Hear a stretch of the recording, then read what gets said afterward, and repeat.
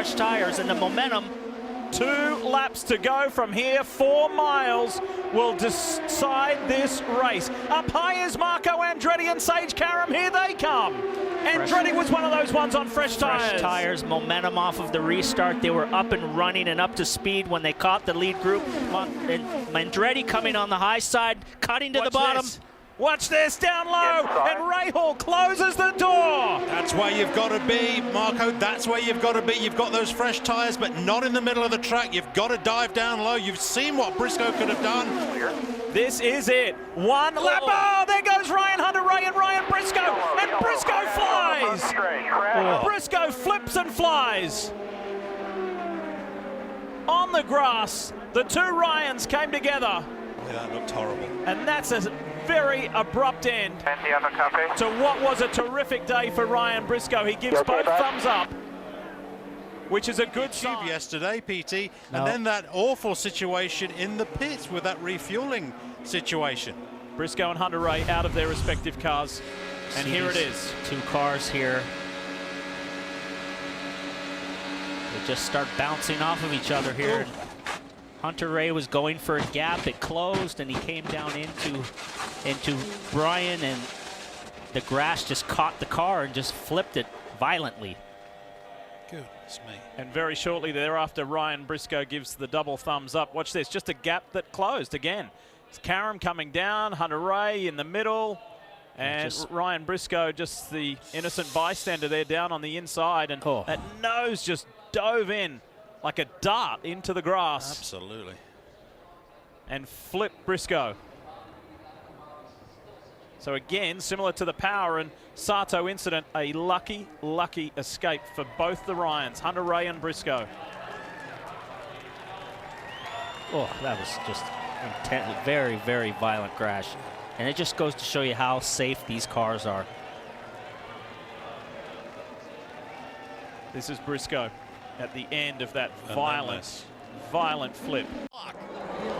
White flag in the air one more time around Daytona. 11, on the bottom. Here he comes.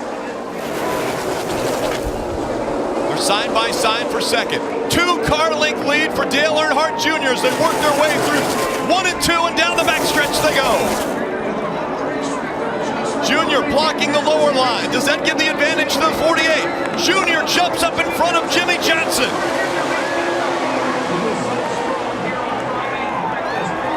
To the bottom of the racetrack, Dale Earnhardt Jr. trying to stay in front of the pack. They work their way through 3 and 4. Into the trioval they come. Dale Earnhardt Jr. to the bottom of the track. Junior will win at Daytona. And the big one happens behind them. Oh my God.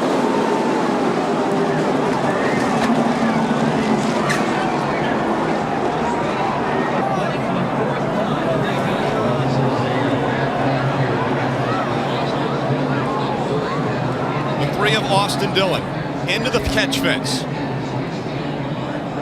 All the crews getting out to that car to assist these drivers.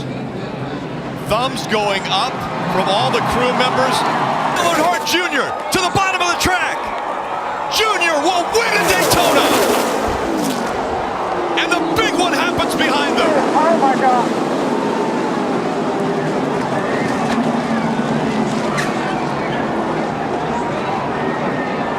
Kind of stuck in the middle there and comes across the Ford's bumper.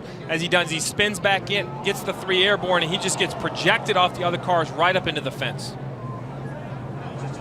He went from the bottom of the racetrack over 2 rows of cars and into that catch fence. Here we go, you can see him on the bottom. Rex starts in front, he runs in the back of the 24, gets up on the 11, now he's on top of the 50.5, and now it's just along for the ride. Watch the car stop. Watch the car stop. It gets into those poles, and it goes from, I don't know what, 180, 190 miles an hour, I'm just guessing, to a complete stop. That is unbelievable. And it looks like that's 3,500 pounds. That stock car is extremely heavy. You see here, after he's upside down, the 2 is spinning. Obviously, he's already lost control, makes more contact with the 3.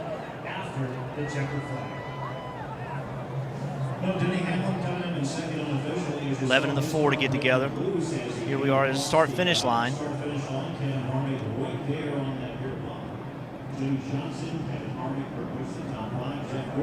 It just pushes the 3 up into the air enough that it rolls over the top of a car. And then that momentum just continues to move him into the catch fence.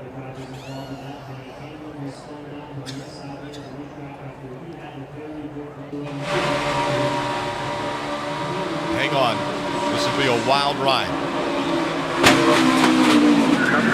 That was Tony Stewart.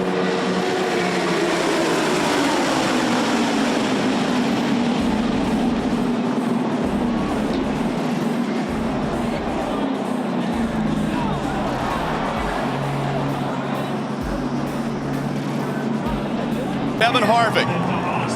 What an incredible sight to see Austin Dillon walking away from that 3 car that is demolished